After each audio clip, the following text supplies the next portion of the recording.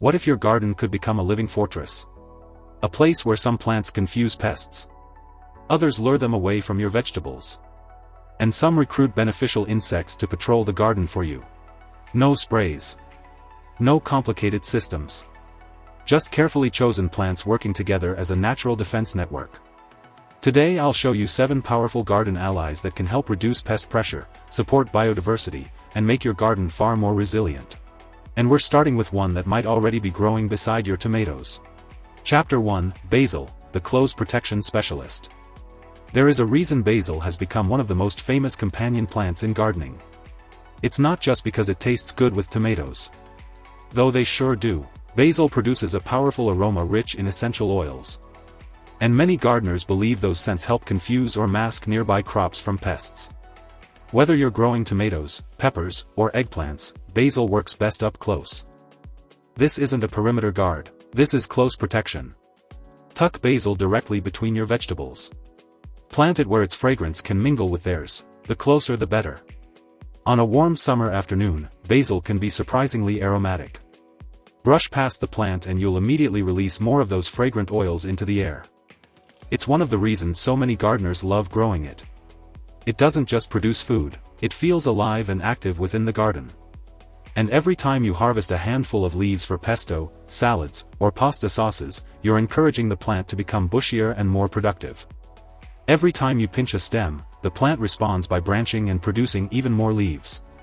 So making pesto might actually help your garden. That's a pretty good arrangement. Basil is also wonderfully productive. A handful of plants can provide months of harvests while quietly contributing to your garden's defensive network. And that's one of the recurring themes you'll notice throughout this video. The best defensive plants often serve more than one purpose. They don't just protect the garden, they contribute to it. Basil helps protect plants above ground. But some of the most destructive garden pests never appear above ground at all.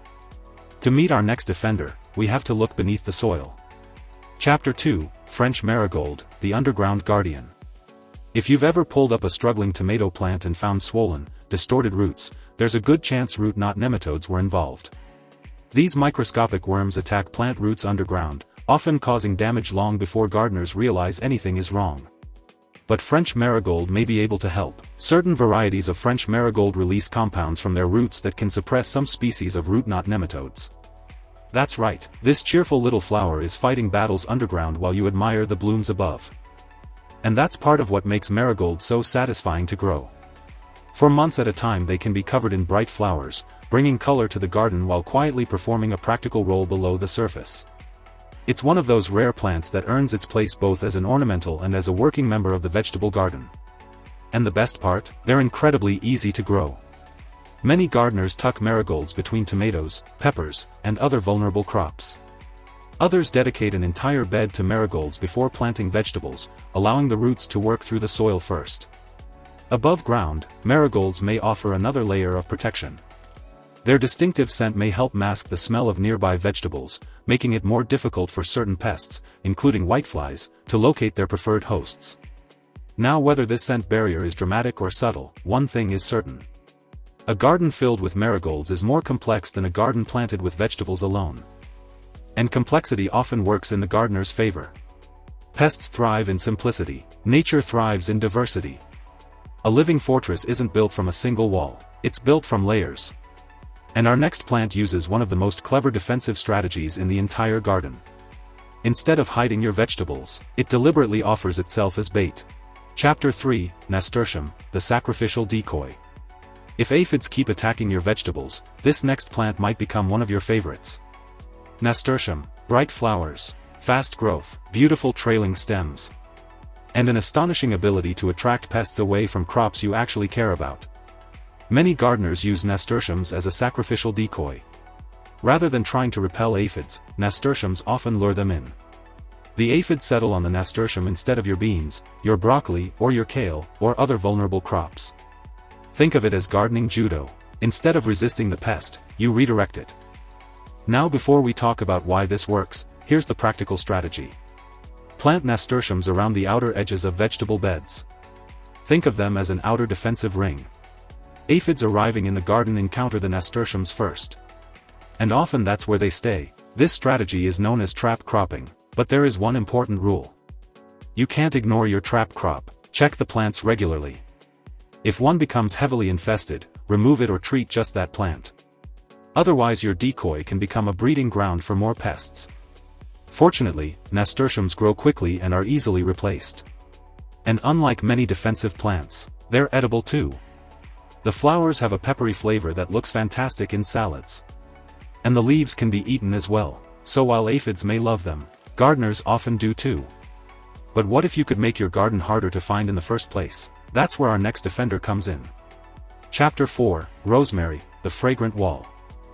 Walk past a rosemary bush on a warm day and you'll understand this plant immediately. The scent is unmistakable, sharp, resinous, intense. And that's exactly why gardeners value it. Rosemary's powerful aroma may help deter certain pests and make it harder for insects to locate nearby vegetables. Think of it as a fragrant wall surrounding your garden. Aromatic camouflage. And unlike many defensive plants, rosemary gives something back to the gardener almost every day. Brush against it while harvesting vegetables. Walk past it after rain. Run your fingers gently through the foliage. The scent alone is enough to understand why people have valued this herb for centuries. And of course, a few fresh sprigs in the kitchen never hurt either. And here's the easiest way to use rosemary. Plant it permanently. Unlike basil, rosemary is usually a long-lived shrub. Position it near entrances to vegetable beds, at row ends, or along pathways where it can form part of the garden's permanent structure. Year after year, it contributes to the landscape. Year after year, it helps strengthen the garden's defensive perimeter. And if pest pressure seems particularly high, gently brush or crush a few sprigs. That releases a fresh burst of aromatic oils into the air. Simple, effective, and pleasantly fragrant for the gardener too. But rosemary isn't the only plant capable of creating a scented defensive barrier. Our next plant adds another layer to the fortress while bringing valuable reinforcements into the garden. If you're enjoying the video so far, hit the like button and let us know which of these plants you're already growing. And if you've discovered a garden defender we haven't mentioned today, we'd love to hear about it in the comments. Because we're about to meet a plant that doesn't just help defend the garden, it helps recruit the army. Chapter 5, Lavender, the Recruiter. Lavender plays a fascinating double role in the garden. Some insects seem to dislike its strong fragrance. Others absolutely adore it, and that's what makes lavender so useful.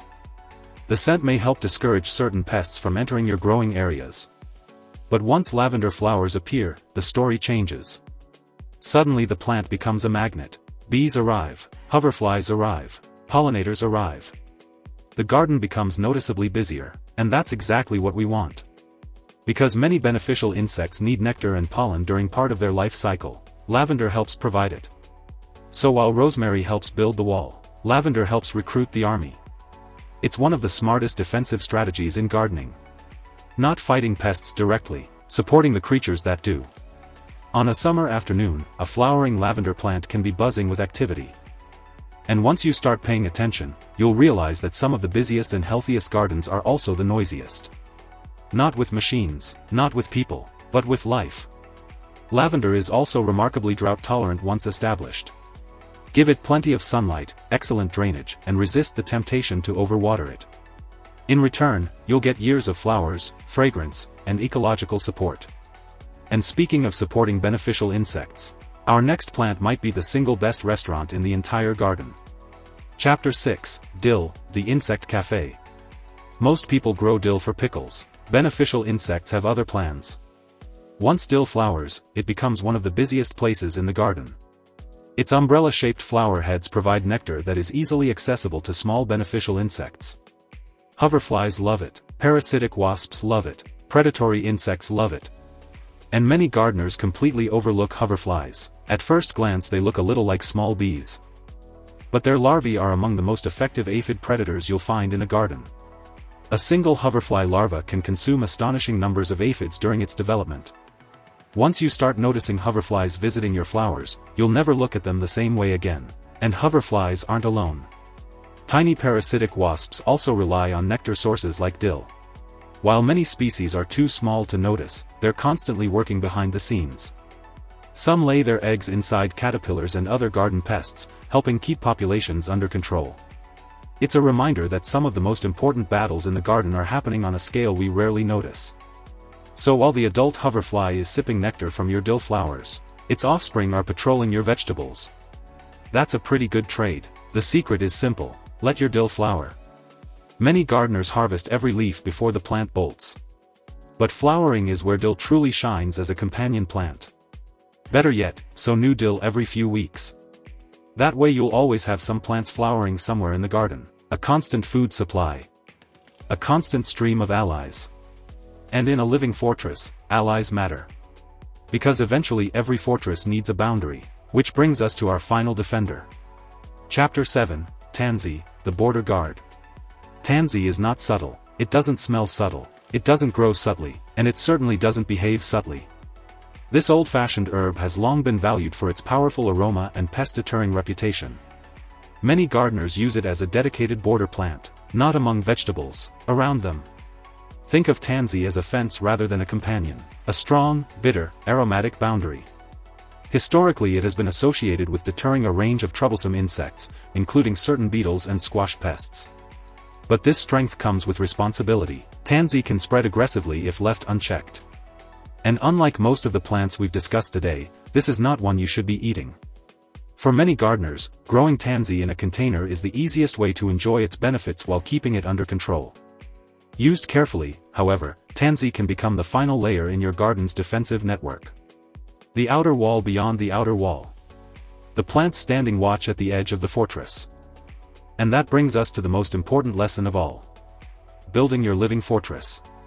Notice something interesting about these 7 plants. None of them work exactly the same way. Basil works up close. Marigold protects underground. Nasturtium acts as a decoy. Rosemary and lavender create aromatic barriers. Dill feeds beneficial insects. Tansy helps define the perimeter. Each performs a different role, just like the different parts of a fortress. Some defend the walls, some patrol the perimeter, some guard hidden vulnerabilities, and some help recruit reinforcements. The strength comes from the system, not the individual plant. And that's the real secret. Successful gardens aren't built around a single miracle solution. They're built around layers. Layers of diversity, layers of resilience, layers of life. Will this guarantee a completely pest-free garden? No. Nature doesn't work that way. You'll still see aphids from time to time. You may still encounter caterpillars, beetles, or other garden visitors. But when you start building a more diverse ecosystem, something remarkable often happens. Pest outbreaks become less severe, beneficial insects become more abundant. And the garden begins doing more of the work itself. Instead of constantly fighting nature, you're learning to work alongside it. And to be honest, that's a far more enjoyable way to garden. If you enjoyed this video, subscribe to the Herbal Discovery for more ideas on creating beautiful, productive, and resilient gardens. And let us know in the comments, which of these 7 garden defenders are you going to plant first? And is there another plant you rely on to help keep pests under control? We'd love to hear your experiences. Thanks for watching. Now go get your hands dirty.